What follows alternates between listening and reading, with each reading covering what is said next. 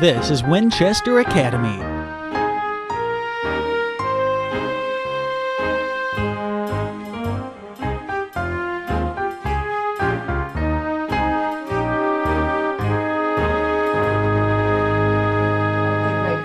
Cayford and Jim Vang.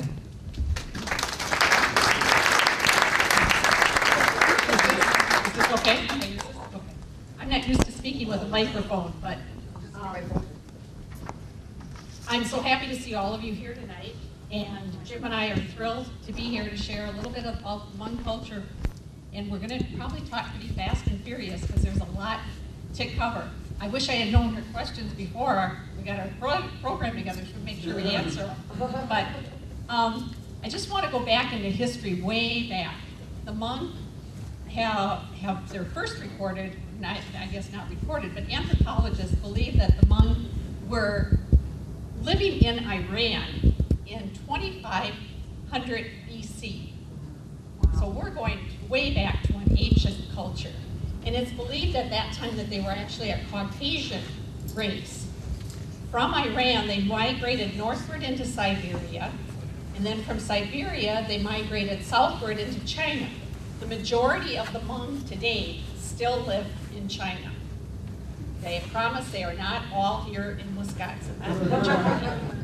And during their history in China, they have an interesting history in China, and we're going to go through real quickly, but there were times in their history in China when they were really revered people. People came from all over the world at that time to buy horses from the Hmong people because they were known for their ability to raise horses.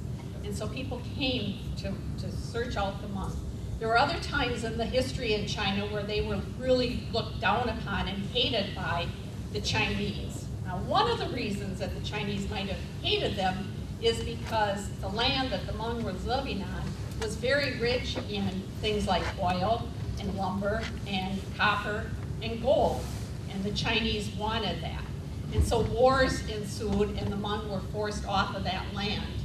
I know there are some people I've talked to tonight who have worked with the Hmong in like English as second language classes or as volunteers in their community. And you may have heard Hmong people talked about being green Hmong or white Hmong. That has to do kind of with the dress, and some of that happened when they were in China.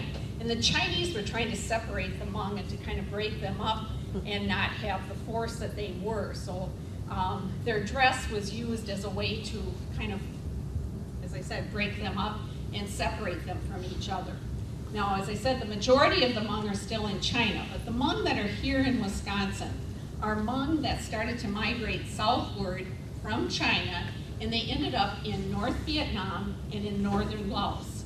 And the Hmong that are here are the ones that were in northern Laos. And there's only one reason that they're here. They are here as refugees, and they're here because of what happened during the Vietnam War. Now, the Hmong were happy people, they were content people, they were living up in the mountains, they had a pretty ideal way of life. Are you having trouble hearing me in the back? Oh, that's yes. Okay, I have trouble with these things. They had a pretty idyllic way of life. Their life was, by our standards, I would say simple. There were no TVs, there were no radios, there were no schools, but they had family, and family was very important to the Hmong people. There are only 18 clans. We now use those as last names in the Hmong culture. So you can often tell if you're talking with people or hearing about Hmong people, you can tell by their last name if they're Hmong. It's the Vangs and the Vus and the Shongs are some of the ones that are around this area. And so they were very happy and content living in the mountains. Their days were made up of not going to school, but they were learning. The women taught the girls how to sew, how to cook, how to grow crops.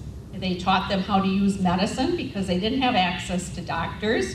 So they had to do everything. The women had to learn how to do childbirth. They had to learn how to take care of a person when they were dying. In Stevens Point, I was asked to come and talk to the hospice workers, and they wanted to know how they could teach the Hmong about how to be hospice volunteers. I said, you don't need to teach them. They know.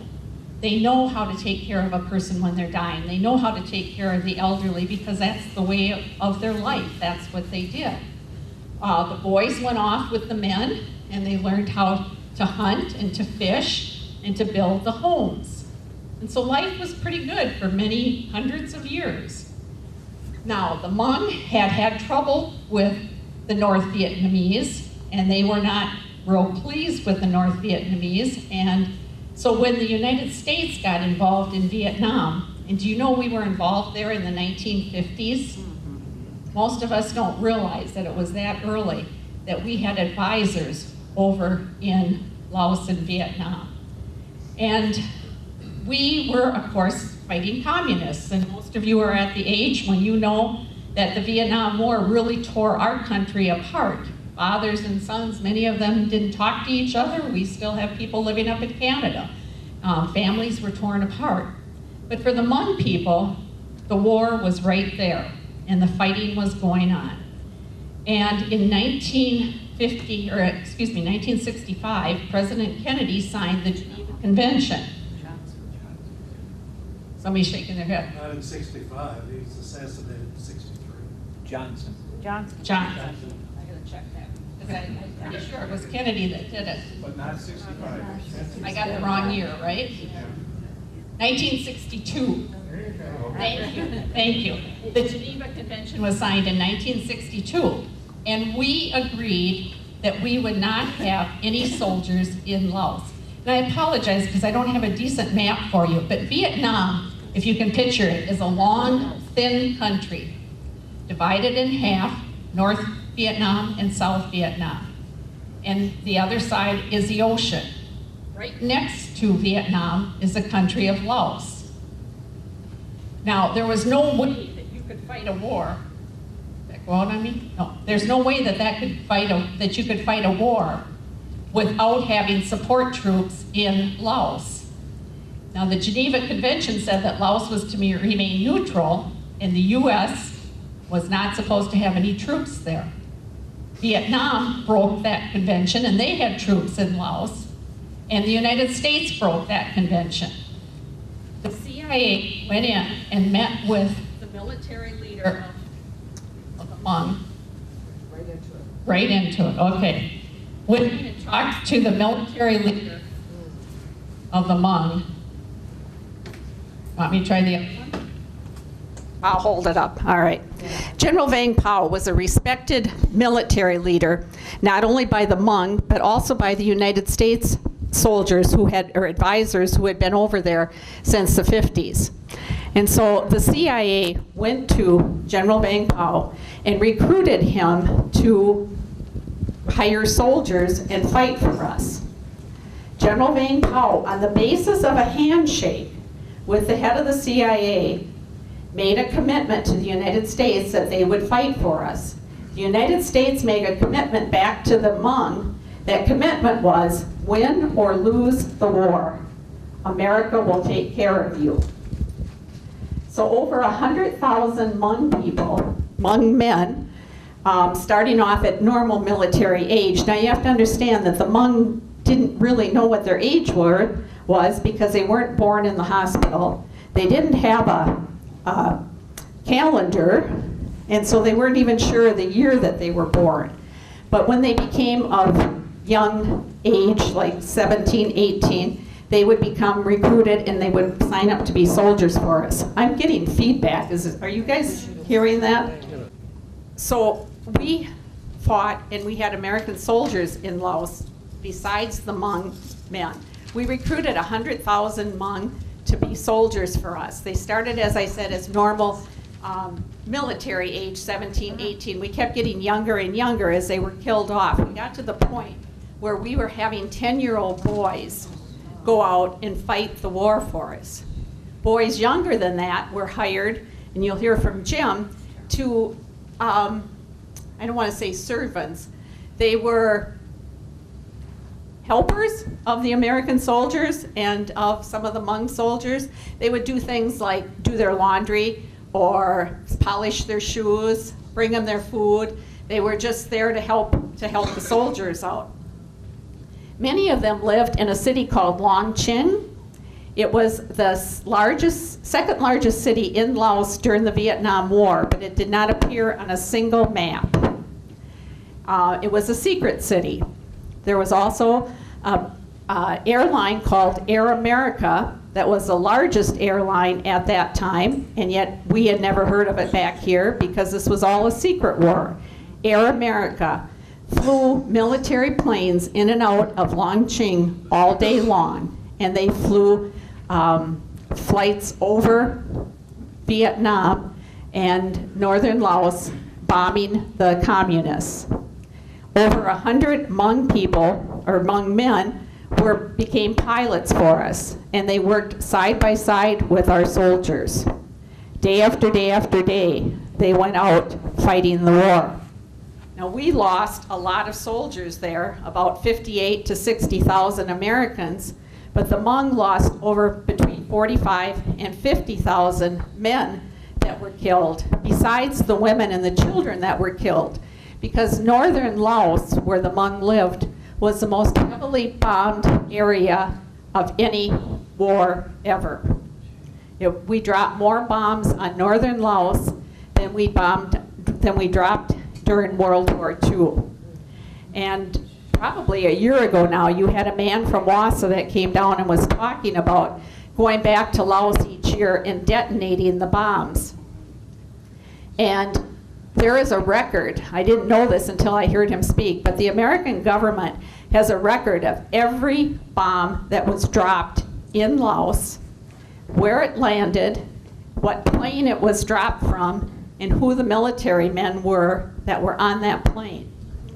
Now, I say military men, and they were our soldiers that were recruited while they were in Vietnam to join the secret force called the Ravens.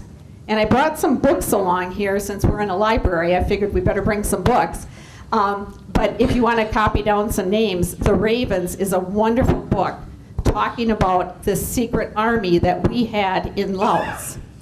Our American military men would actually resign from the American military, but they didn't really resign. They had a phantom set of papers that followed them around.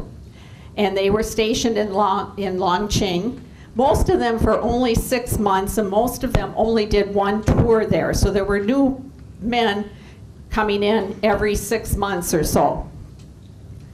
But it existed.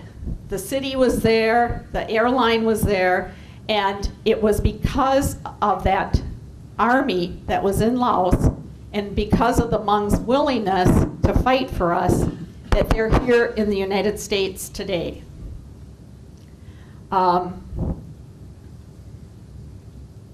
There's so much to cover about all of them, but it's so hard to imagine them having to leave that country where life had been really good. But in 1975, we pulled out of Laos, and we forgot the promise that we had made to the Hmong people, and we left. Well, then there was some politicking that went on, and in 1975, we went back into Longching, and we flew in military transport planes that had all the seats taken out, and we took 2,500 of the Hmong with us. But then we left the rest of them behind. When we left, their protection left. And so the communists, because of their involvement, because of the Hmong's involvement with us, they targeted the Hmong for extinction. And the stories that I've heard are heart-wrenching, and I'm sure some of you who have been in ESL and have worked with the Hmong have heard similar stories. Because the Hmong people tried to go back to their way of life, which was, as I had said, pretty simple. They tried to go back to farming. That was hard because there were bombs all over. And the bombs would, if you stepped on them, you were okay until you took your foot off. And then you were blown up. This principal from Wassa, he talks about going back to Laos even today, and he said the first thing you do when you get to a village is to I'm getting a feedback. The first thing you do is ask the kids where the bombs are, because they know where all the bombs are today. They can't garden because many of the bombs are under the ground, and so if you dig up the ground, you could blow yourself up. The communist soldiers tortured the Hmong. The lucky ones would be shot in the back or buried alive and killed outright. But one of the favorite things that they'd like to do was to come into the villages, and every home, you have to remember, there's no stores to go to, there's no place to get your food. You have to raise your own food and you have to process it. So each of the homes had a great big wooden bowl, and in that bowl would be a big pole with a mallet attached to it and a handle on it, and you would raise that up and down, and you put your rice in there. And that's how you'd get the hulls off of your rice. Well, they would come into the homes, and they would make the family stand around that rice bowl and put the baby of the family in there. And the parents would be forced to smash the child to death. And if they didn't do it, they would kill them all anyway. There's stories of people being locked inside their bamboo huts and the houses set on fire. The stories of torture just go on and on and on, and they were tortured in the most inhumane way. And we often forget about that. I mean, here's Jim sitting here today. He left Thailand when he was 17, but Jim lived through this. He saw this. So all of the people Jim's age and older still have those memories. And I don't think we've really, as a country, dealt with that well enough or acknowledged it, that the Hmong were absolutely victims of torture.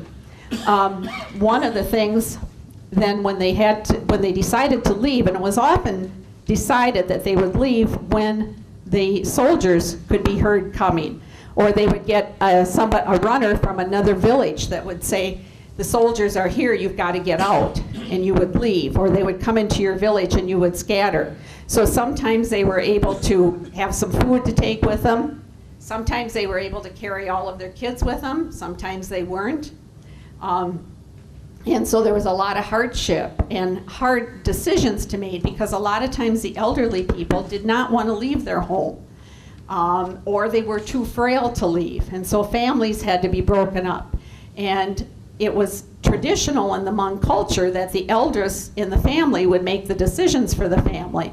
But in the case of having to flee for their lives, often it would be the middle generation that would say, look, we have got to go now or our kids are going to be killed. And it wasn't easy. It wasn't like jumping in the car and driving to another country. You had to escape into the jungle. And I have heard stories of some families being in the jungle for a week. Other families were in the jungle for a month. And I had the experience of being in Hawaii and being with the bamboo. Jim, if you'll just pass those pictures around. On the one picture, you know, we kind of all think bamboo is kind of gorgeous and neat and now used as a landscaping plant.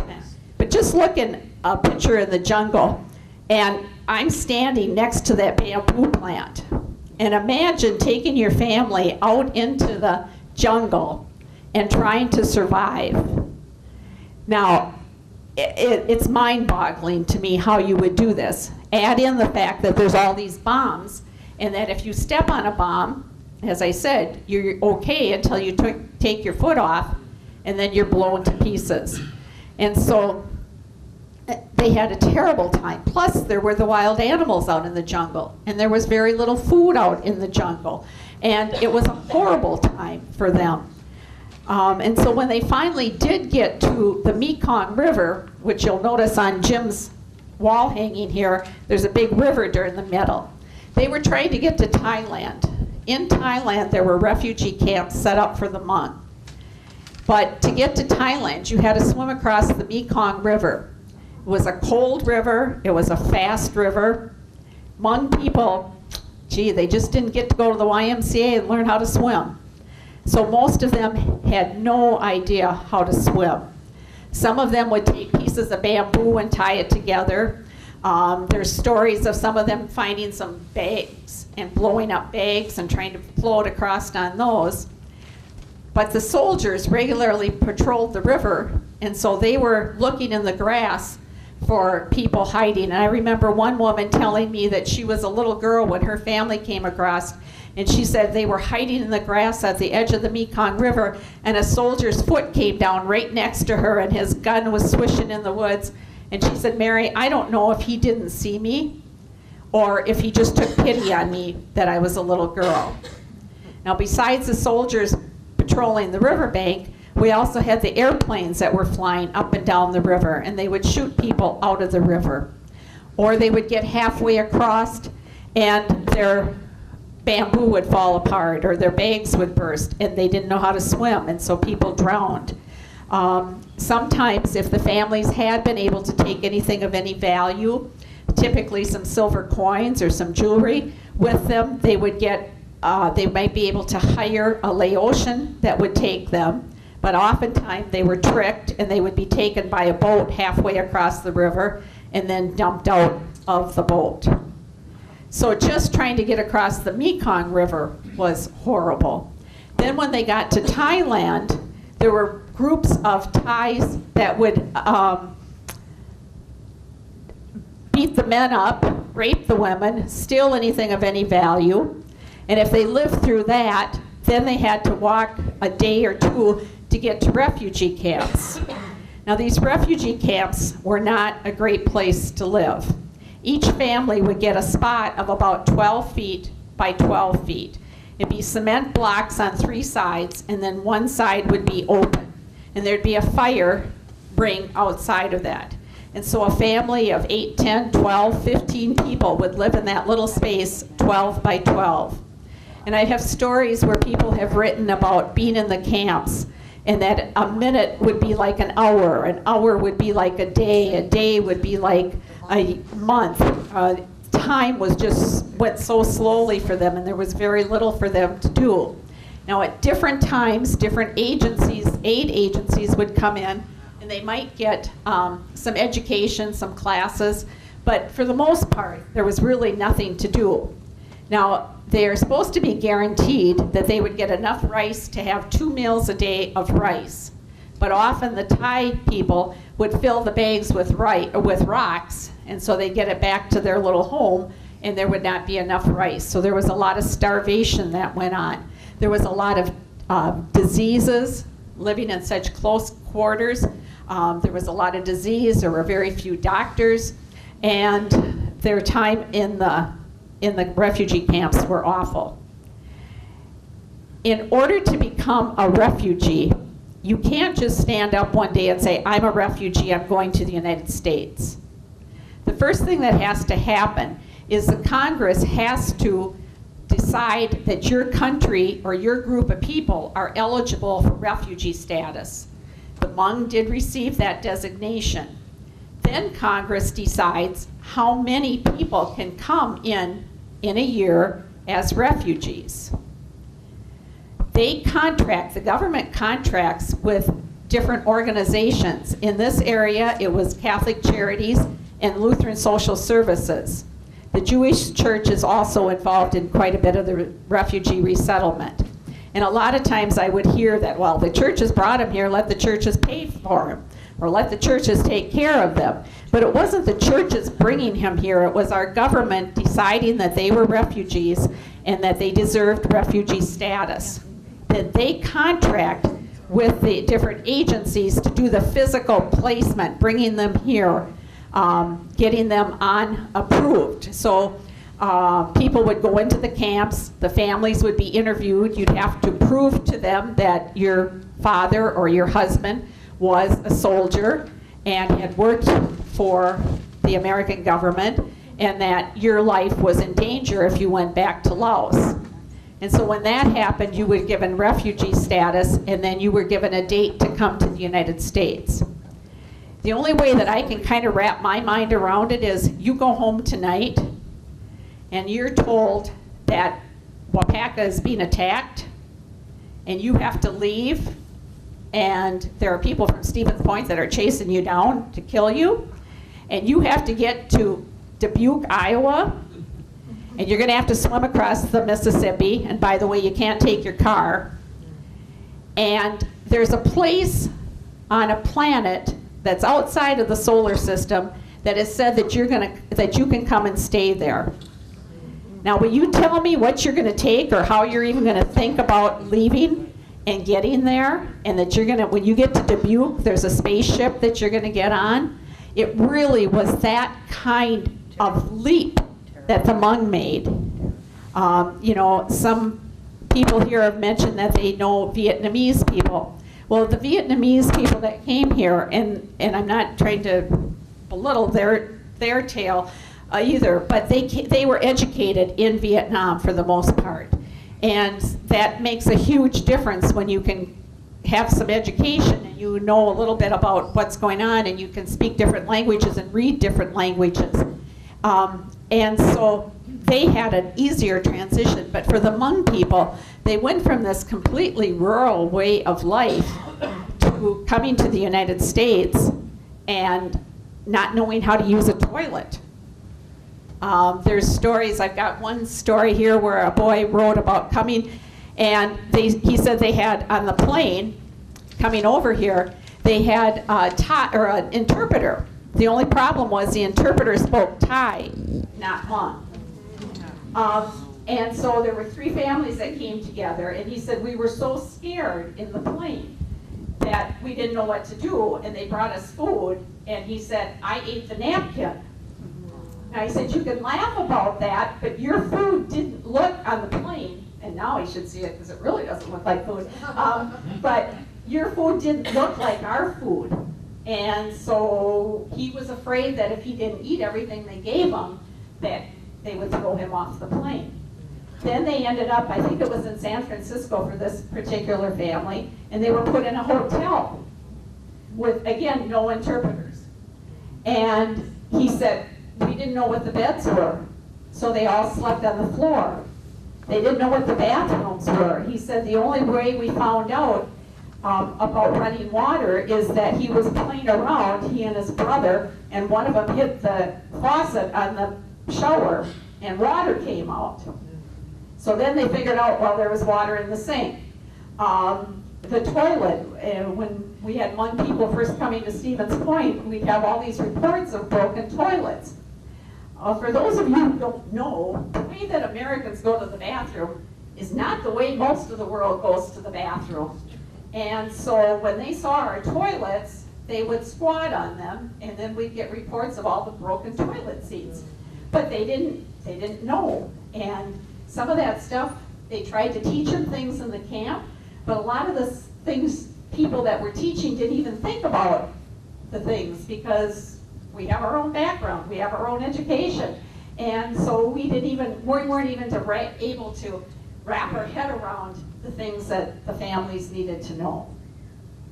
And then they would be put on a plane and they would be sent to another city, and they'd be in a big modern airport, and they would try to end up in the case of the families that came to Stevens Point, they'd end up in Mosinee, often coming here in snow, not really knowing what snow was or what cold was, and they're in the middle of a cornfield, and hopefully there'd be somebody there to meet them, but there wasn't always in the early years. So it's just hard to imagine the changes that they went through and what they had to endure to get here. And then I'd have people say to me, well, why don't they speak English? Well, gee, I don't know why. And we all struggled in the early years. Jim Vang had, and he'll tell you all his story in a couple minutes, but when Jim moved to Stevens Point, he went to a local Lutheran pastor who the Hmong people knew had helped the Hmong in the past, and he explained to them that they were having a problem at the technical school because there were no interpreters. And so the adults were being put in these classes, given a pencil, and taught how to write their name, not having any concept. You have to understand, they did not know how to read and write Hmong.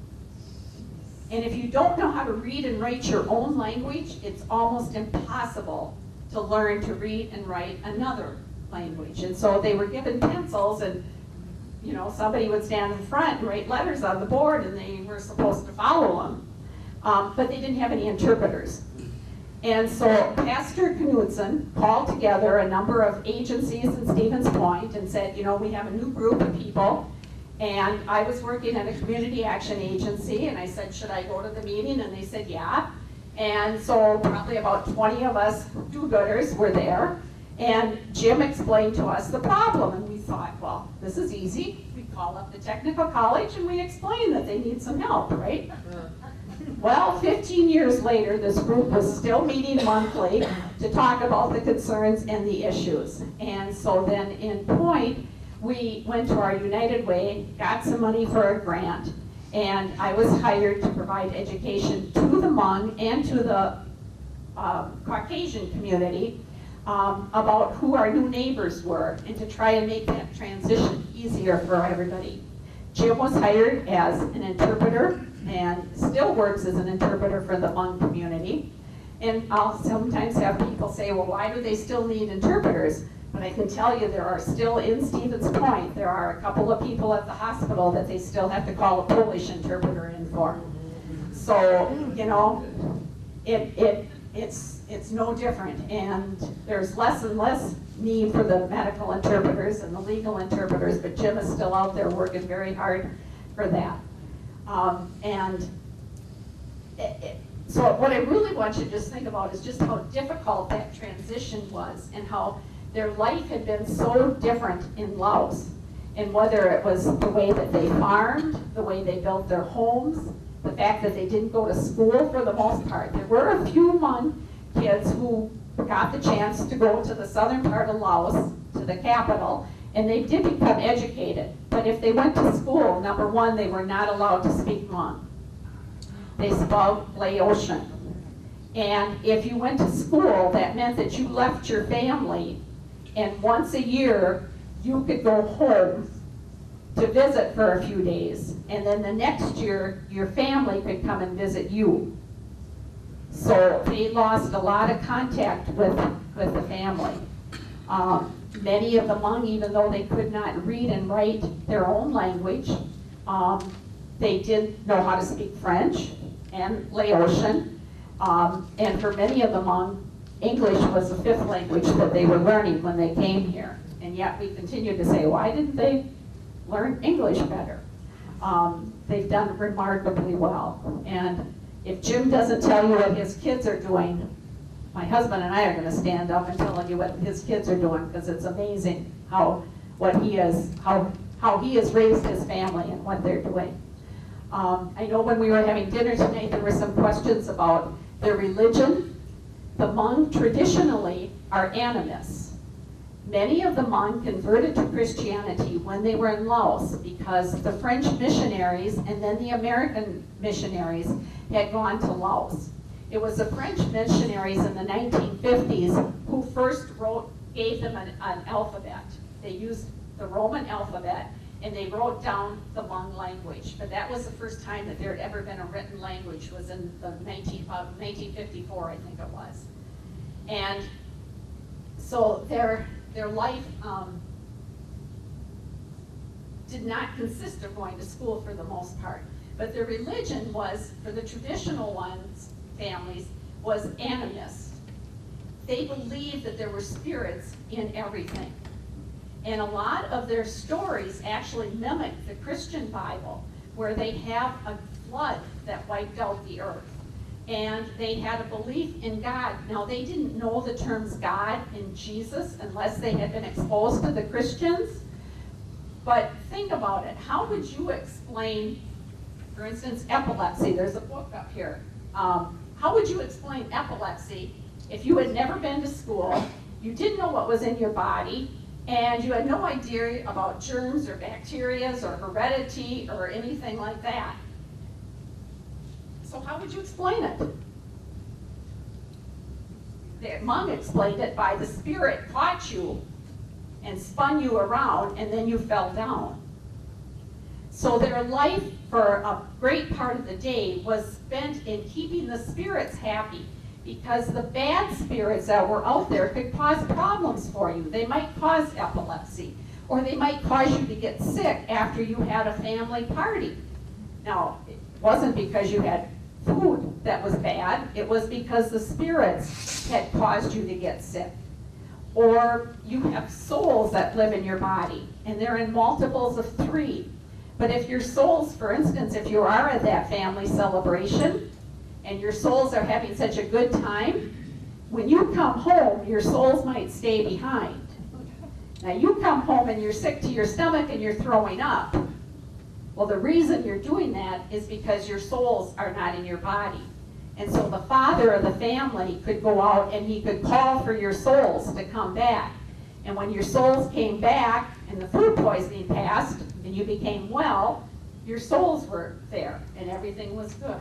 So you got to, again, wrap your head around, how do you explain the world? How do you explain why there's night, why there's day? How do you explain why it rains, why there's bombs on you? You know, there's evil spirits that are out there. And so a great part of your day was spent in trying to keep the spirits happy. Because if you did something to get a spirit mad, and you went out in the jungle and the tiger chased you and you fell down and broke your ankle, it wasn't because the tiger was chasing you when you were clumsy, it was because the spirit caused you to fall.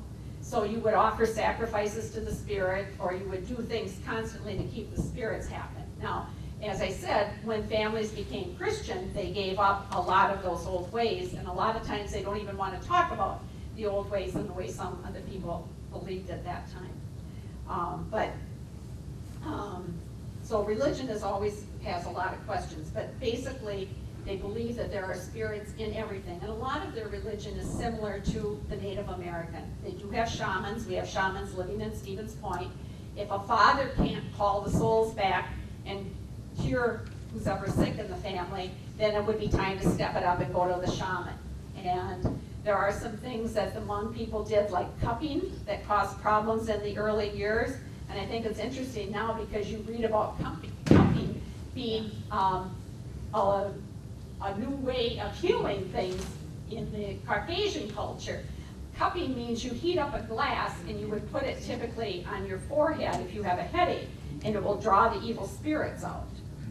In the early years in Stevens Point, we had families getting in trouble because social services would see these marks on the kids or on their backs, and the families would get in trouble because that was child abuse. And as I said, now we're seeing articles about cupping being a legitimate form, well, I don't know if it's legitimate, but even a form of healing that people are trying out there. So there's a lot of crossover between the Eastern and the Western medicine. Jim, how about if we have you come up and you tell your story, and we'll take it from there. Well, I wish I am as good as Mary is.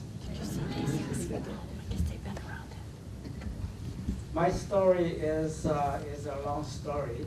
It is a sad story, scary story.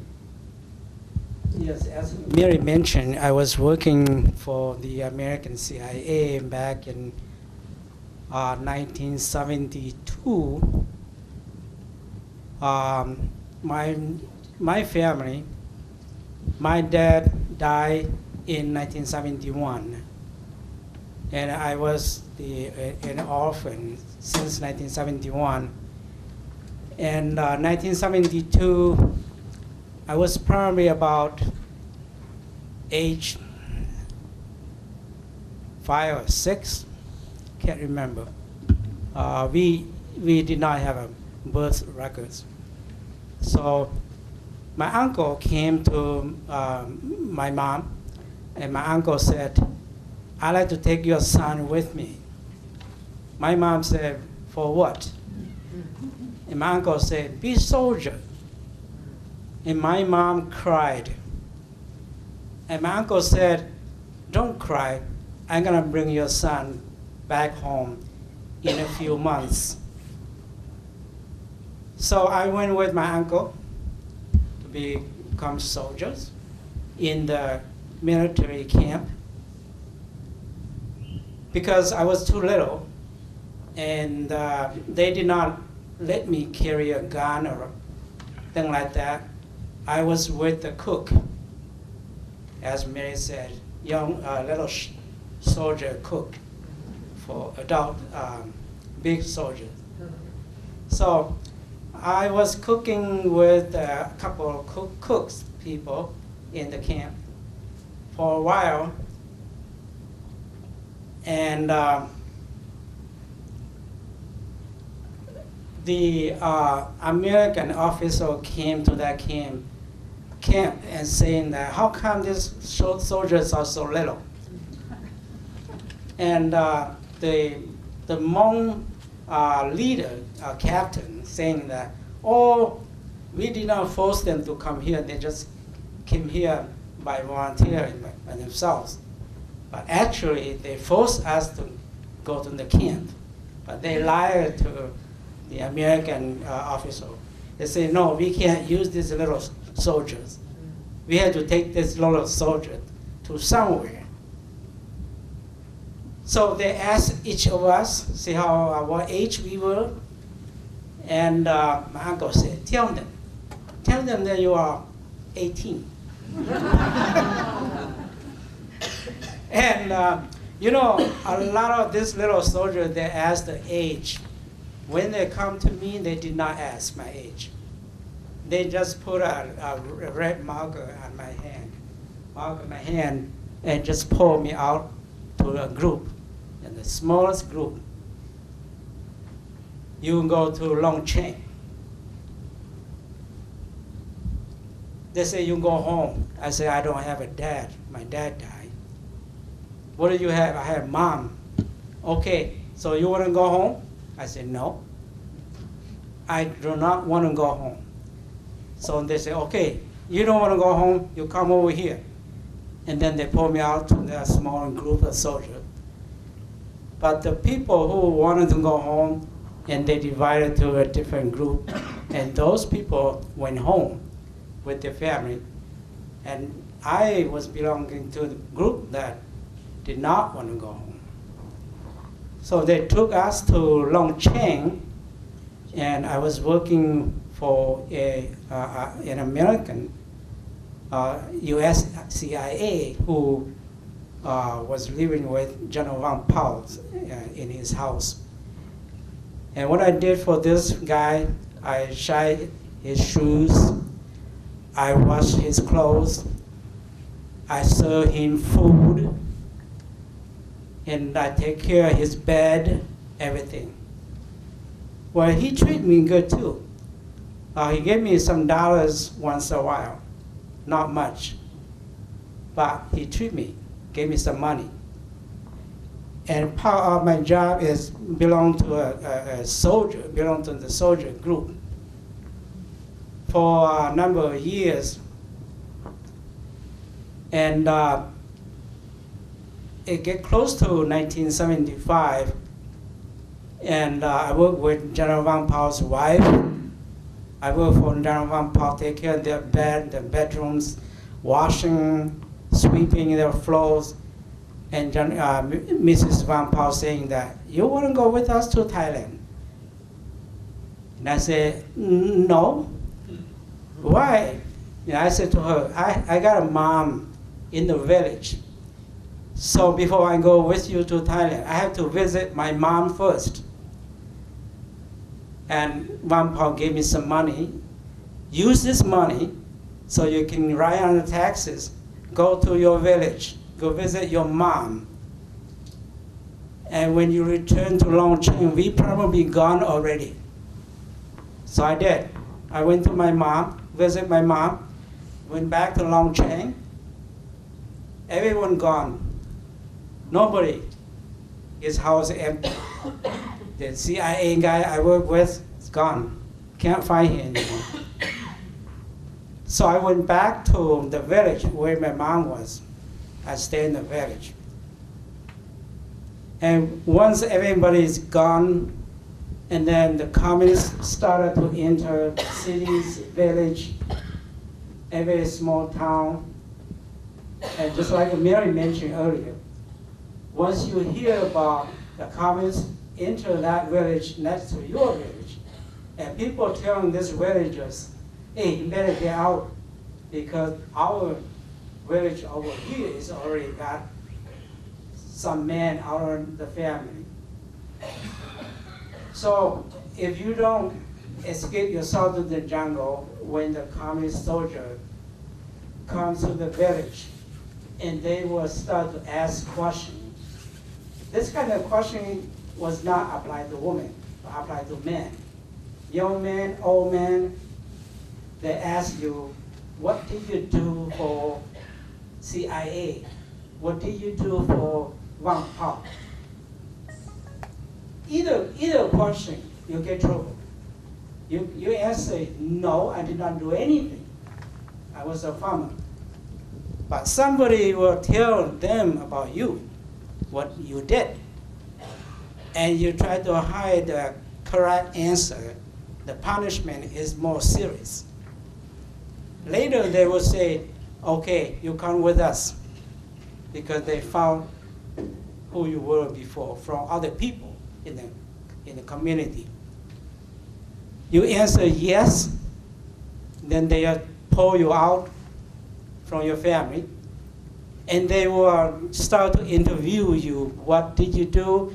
Were you a soldier leader, or were you just a soldier? Or what did you do? Were you just a cook? The punishment is coming to you based on what you did.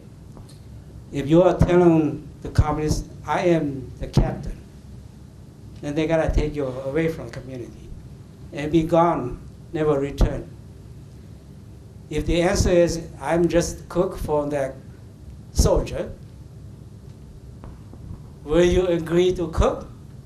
They will ask that. And you can answer, no. They forced me to cook. Then you're okay. But if you say, yes, I'm agree. I was very happy to cook for the soldier, then you got some punishment. But it's not as serious as a military leader. They can take you to a place and they can teach you a lesson. Teach you the lesson how to hate Wang Pao side or soldier, how to hate CIA side. After you learn the lesson, they release you to the village and they keep an eye on you. And this happened to many other Hmong men when they came to villages. And when we heard about communists came to that village, and I knew that I live in Wang Pao, I work with American CIA, and I knew that my punishment was gonna be serious. So I talked to some of my cousins, say, hey, we better get out, go to the jungle. And we gather a group of about 24 people, and we escape ourselves in the jungle. Right after we escaped ourselves in the jungle, and the communist soldier came to the village where I lived, and asked my mom, asked the people there, where's your boy? Where are this man? Where are your husband? Where are your boys? Because they knew that I was in the house with my mom, because they knew about it. And my mom had no way to tell them whether or not. My mom just said, I don't know. He disappeared. They asked all the men, and their wives said, we don't know. They disappeared. Where did they disappear? We don't know. That's what they answered. And the communists kind of divided into group and searched jungle to jungle. The group, the people that in the jungle, it was not just our group, but there were many groups from villages. So the communist soldier went after the people who live in the jungle, and if they found somebody, they killed right there. A lot of group got killed, all. But my group was pretty lucky, because we were making friends with the villager, and they reported to us that, hey, you better get out of here. They are talking about coming to this jungle. So we knew ahead of time, so we moved to the next jungle. And they came to that jungle, and they saw we built some houses, little houses like a straw house and made out of grass, bamboo, and they shoot at the house, but we were not there because we were out already to the next jungle, the next mountains. So we lived mountains to mountains. While we are living in jungle, there was no food. We ate anything that was edible, like white banana, tree trunks, things like that. And you peel out layers after layer, and you eat the middle part.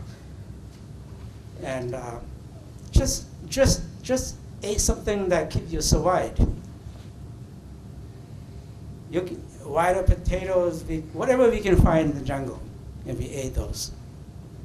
So life living in the jungle was very hard for me. As a young man, you had to carry a lot of stuff in your back, and I also carry a rifle, M16, given by the American CIA. I had to carry that rifle, but I was too young. It was too heavy for me, but I had to carry that rifle anyway. So I lived in the jungle for many months, and we couldn't tolerate it living in the jungle because the starvation, the sickness, the living condition, the way that communists go after people in the jungle. And we just decided we had to go to Thailand. So the last time I met my mom was October of 1978. My mom knew that I was gonna go to Thailand. And my mom was asking people to get information of what jungle I was in. And she finally found out the jungle I was in. And she came to the jungle, and she found me in the jungle, and she brought me some food. And she said, "Son, I heard that you're gonna go to Thailand." I said, "Yes, Mom, I have to go to Thailand." My mom cried after crying. And my mom said, "Son, can I go with you?" I asked the leader of the group, "Can I take my mom with me?" That leader said, "No. If you take your mom, we won't take you. You can go back to the village." And I knew that if I went back to the village, I'm gonna get killed by the communists because they knew that I was in the jungle. People in the jungle go back to the village, they kill them. So I said, "Mom, you be patient. You go back in the village and don't tell anybody about you meet with me today. I promise you I go to Thailand. And I will take the opportunity to come back to Laos and to look for you, and will take you with me to Thailand. And let me go to Thailand first." And my mom cried, and she went back in the village. And we walked from that jungle to Thailand. Take us 3 days. During the day, walking, nighttime. We walk more in the nighttime because in the nighttime it's pretty dark and it's safer to walk jungle to jungle. In the daytime, if we go close to where villages are, we stay, we hide. You're not able to get out. You're walking on the street, walking, they'll find you. So it took us 3 days and nights to get to Mekong River. And once we get to the Mekong River, and just like Mary said, we cut bamboo, we tied together. And myself, I got 2 banana tree trunks tied together and hold on to it. And you don't know how wide the river is. You don't know how deep that is. You don't really have to predict about all this. All you do, just go. Just go. Go for safety. So our group was lucky and we got to the other side on the Mekong River. And there were a Thai officer came to the river bank and took us. And we were lucky that there was an American person and the Thai and the Hmong. They were working in the camp and they came to that little city by the river. They found us and they took us with them in their car to the refugee camp. So once you get to the refugee camp, you're gonna have to register yourself in the camp. Otherwise, they won't provide you any food, any shelter. A little space, they make a building, but they divide it to a little space, 12 by 12, like Mary said. And people living in there, one room, some room, one person, two people, up to 15 people.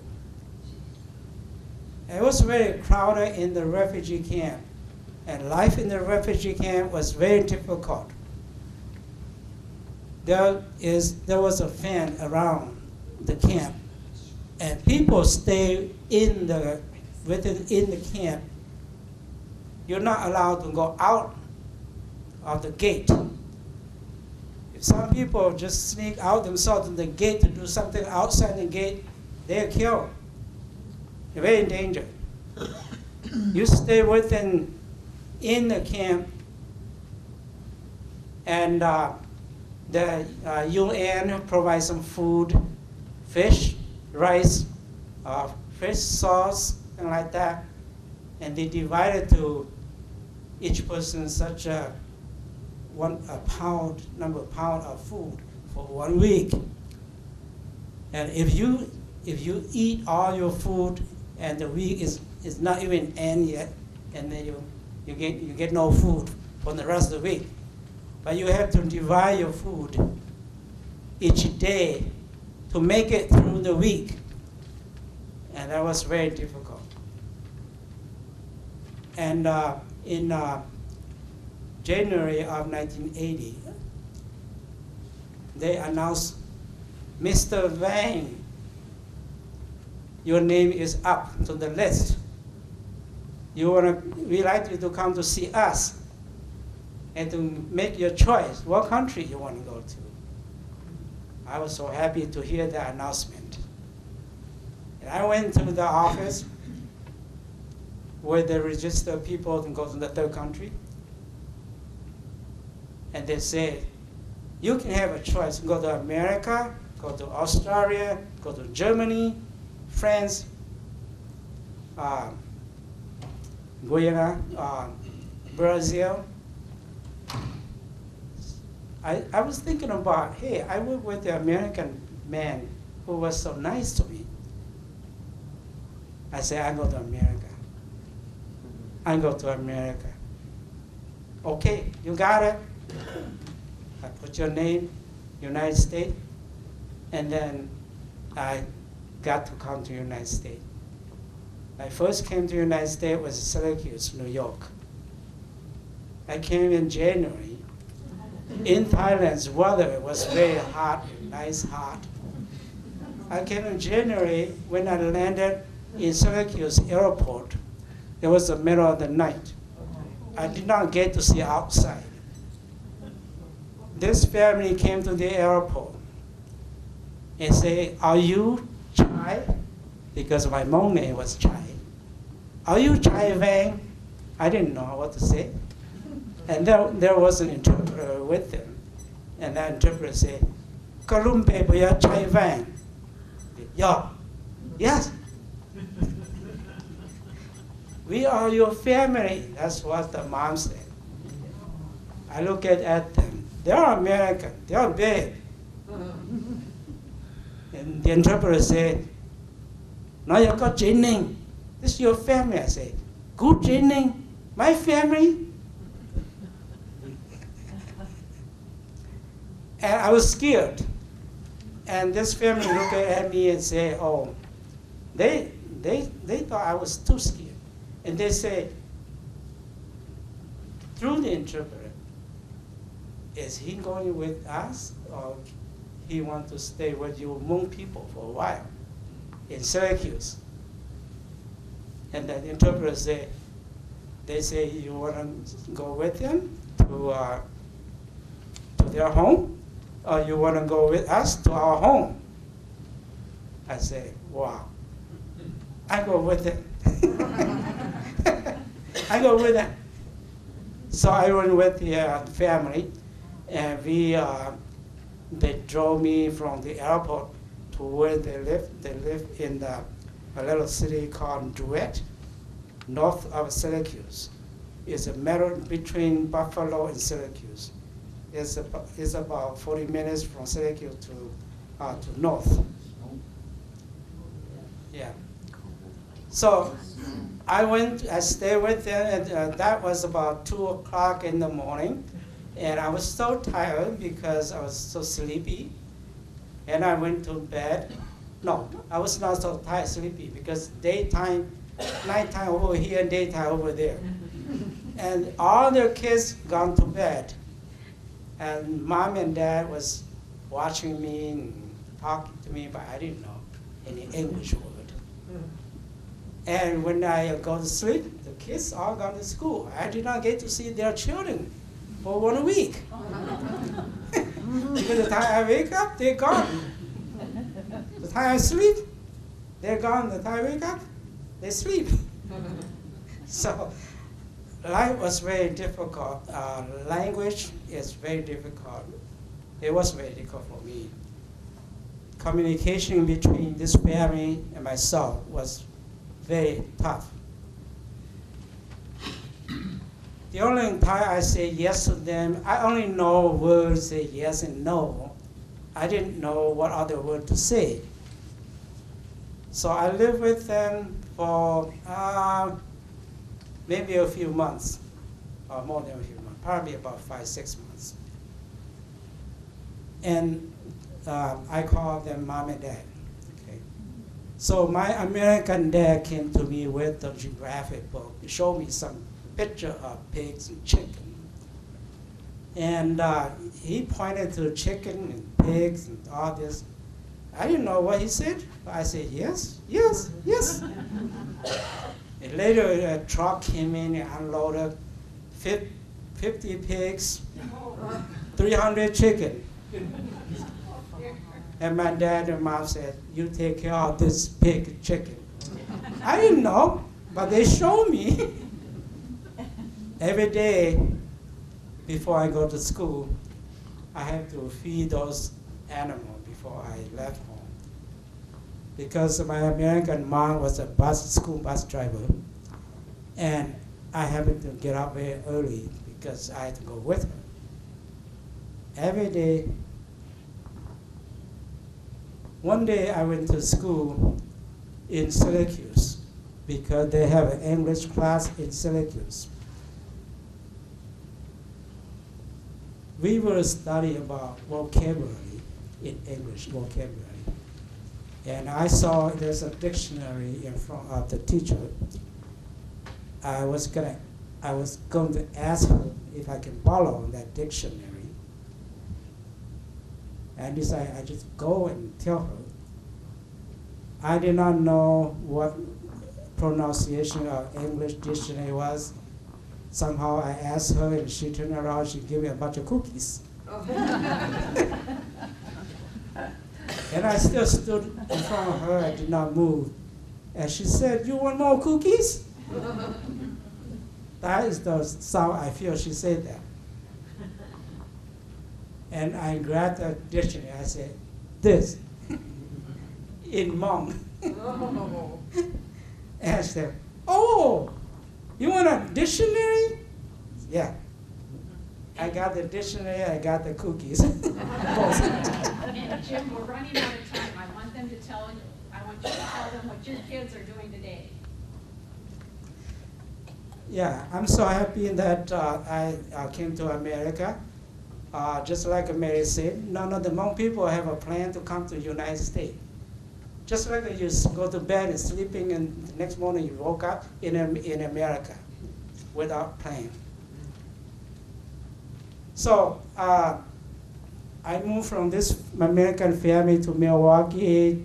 I married my wife. My wife lived in Warsaw. Back in 1984, we were going to high school in Illinois for a while, moved by her mom in Warsaw. We graduated from Warsaw West High School. 1975, I decided to move to Stevens Point. And I feel totally different person now, because a lot of people talk about what happened back in Laos, what happened on the way to Thailand. I don't really want to talk about all this because I don't want my focus to go back. I want to focus the future. I have 8 children, 6 sons and 2 daughters, but they are doing pretty good. My oldest son is a pastor for the Hmong church in Arkansas. And my second son, who is a doctor in Detroit Hospital, he is a surgery doctor, general surgery. And I have the third son, who will be graduated from pharmacy, being a doctor of pharmacist from Milwaukee Concordia College. I have another one who is applying for to become a dentist. So I'm so grateful that. Wait a minute, you got a daughter who's a nurse? Yeah, I got a daughter who is a registered nurse, and now she is in Florida, and she is working for the school district as a nurse for the school on the state of Florida. And your youngest daughter is in college? In college. And another son is in college? In college. Did we cover everybody? I don't want to leave anybody out, especially the girls. Thank you, America. For all my family here, for all me here, and I got new family here. I'm so grateful. Thank you very much. We have a few moments for questions.